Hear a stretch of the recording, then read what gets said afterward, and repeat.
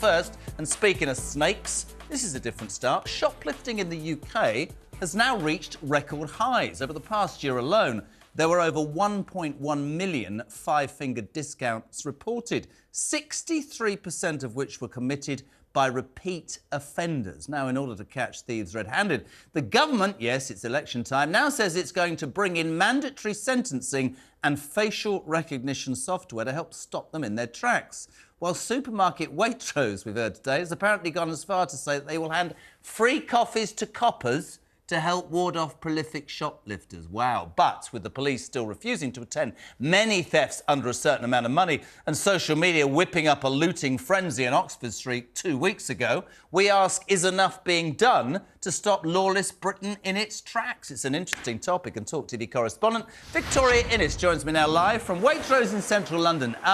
Just wanted to ask you, at 7 o'clock, any coppers, any looters, anybody with you there at the moment? No looters, Jeremy, that we've seen so far, but we have seen some police around. They were around behind us earlier, and we wanted to ask them whether they've been in for a free coffee yet, but so far, no takers. Unbelievable. You've been speaking on a more serious note with shopkeepers in North London. What are you hearing? Are they admitting that shoplifting is at an all-time high? Yeah, exactly. Look, we've been speaking to shops around the area all afternoon and talking about their experiences, and they've told me that every single day, often multiple times a day, they are seeing items being stolen. We spoke to one co-op, one of the worst affected chains. They said earlier this week they had £150 worth of meat scraped off the shelves into large carrier bags while staff watched on. They also said earlier today, just before we came in to visit them, they had a man come in and try to steal multiple bottles of wine. Now, they say, of course, they ring the police, but many of them, the value of the items is so insignificant, much smaller than that £200 limit, that then there's no further action taken. They often say that staff, if they intervene, they face verbal abuse. We spoke to staff at Iceland. They said they've had to bring in measures whereby CCTV cameras recognise when someone comes in not wearing a staff uniform, often with a big bag, and therefore staff are alerted. But even then, there isn't much being done. Now, they say some is individuals, others are people arriving often in pairs, which suggests it could be criminal gangs, often drug addicts as well, who are then going on to sell the produce further afield. And this is why the government is prompting more further action on this topic.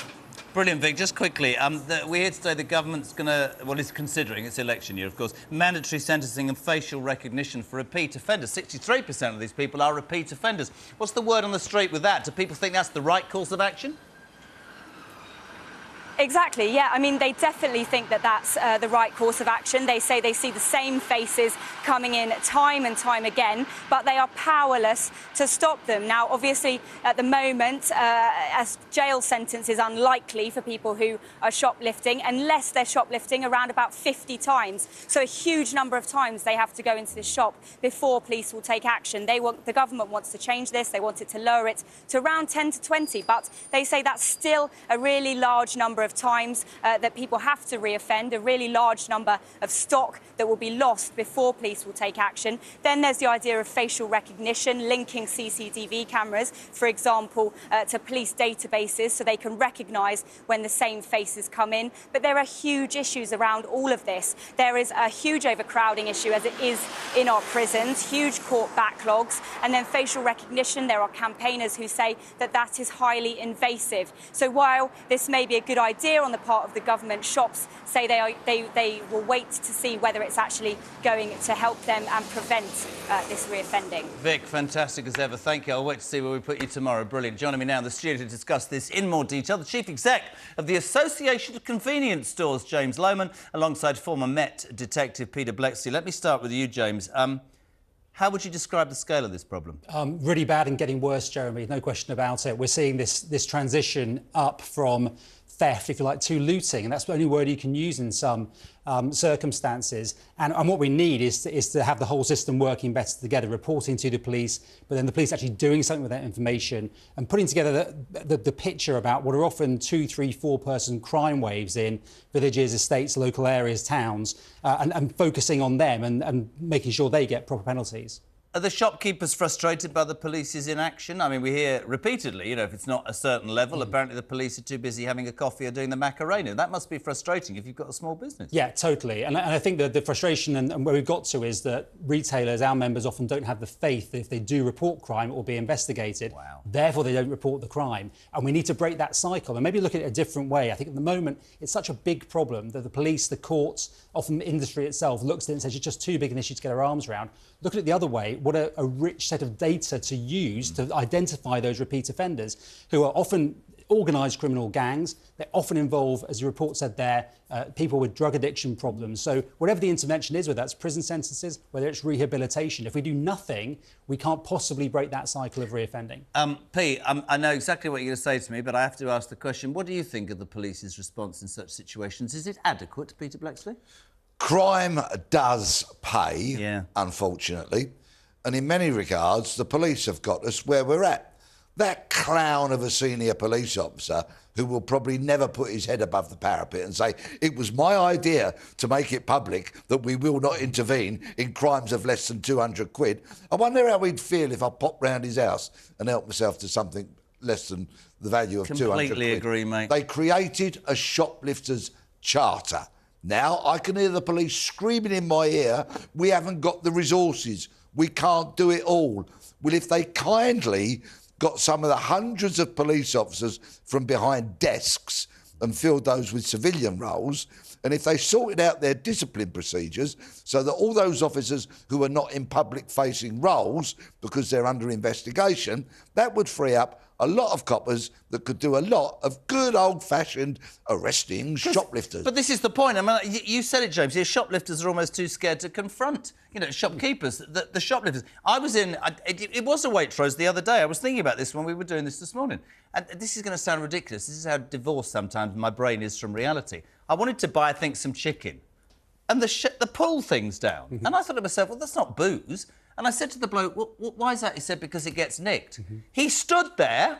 He has to stand there all day. It's in London, petrol station, lifting the thing up if you want to buy your chicken or your steak or a bit of meat and pulling it down because people will just come in and pilfer. Yeah. For a shopkeeper, how the hell are you supposed to keep an eye out for this when in your mind you think there's no deterrent? I mean, what do you make of this government plan? Mandatory sentencing and facial recognition. What's your thoughts on that? Two very different things. So mandatory sentencing, there needs to be serious sentencing. Yeah. The crime itself, it's a little bit of a red herring on its own because most crimes aren't going to court anyway. Most of it's not being reported. So in terms of sentencing, it's a bit sort of academic. Nonetheless, if we can piece together reporting of crime, investigating of crime, taking it to court, greater sentencing for those crimes would definitely help. Facial recognition can be part of that, actually, because if you're using CCTV, facial recognition, body-worn cameras, monitoring systems through CCTV, and that can piece the evidence together for the police, that can make it easier. Because it's very frustrating, the lack of maybe police interest in this. Well, let's not forget we're in a country that says to illegal immigrants, if you don't like a question we're asking, we're trying to process your claim,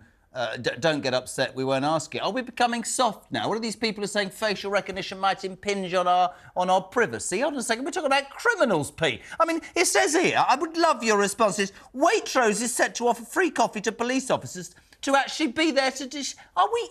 Pete, help me out. You need to give a copper a coffee to get him off his backside and arrest somebody for nicking something. Becoming soft, you asked me. Yeah. Are we becoming soft? Stupid question. We have such a flabby, useless underbelly that it's criminals who rule the roost out on the streets. And it's, in so many regards, the police and the wider criminal justice system are at fault here. It's them who we need to blame. Mandatory sentences, I don't want to hear any of that. Remember 3 strikes and you're out for a knife crime? That never happened. Yeah. Now people have to be arrested 6 or 7 times before they get into court for the first As James says, it doesn't offence. even get in. So what would you do? What's the answer? How do we put an end to a situation? And we were reading about this today where shoplifting, excuse the pun, is going through the roof. Well, there might be a chink of light. I say maybe.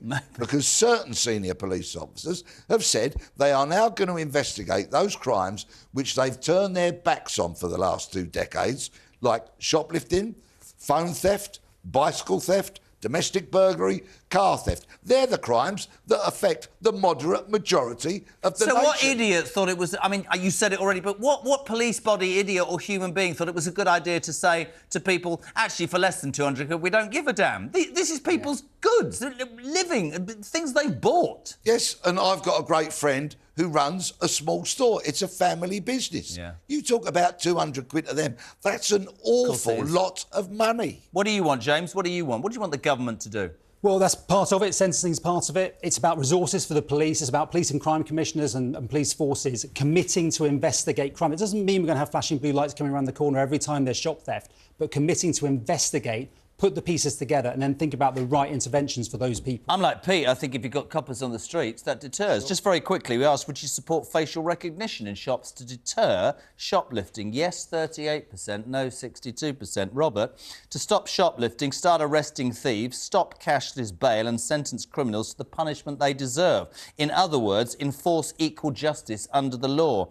MJ, a technocratic dystopian society will be an awful society to live in. Oh, yeah. Nettie, no, because we know these things are created with the best intentions and then used as a means to monitor and control. Where does it end? That's the problem, isn't it? I mean, if we're getting to a point in society where people can go and nick stuff because, A, the police can't be asked because it's not enough value and there aren't enough of them, and we can't use systems that might actually, find these people and work out what's going on, but we can't do that because that will insult their privacy. Where do we end up, gentlemen? Where do we end up? Well, unfortunately, so many people are used to crime now, yeah, and they're used to merely getting a crime reference number, not an investigation of any way, shape or form, that I think there's a generation that just accept crime as part of everyday life. I fundamentally do not. Completely But when that agree. grows and the crime grows, people, number one, will take matters into their own hands. Yeah. And if that doesn't resolve it, you're looking at anarchy. James Lohman, Chief Executive of the Association of Convenience Stores, thank you very much indeed. Peter Bleksley as well.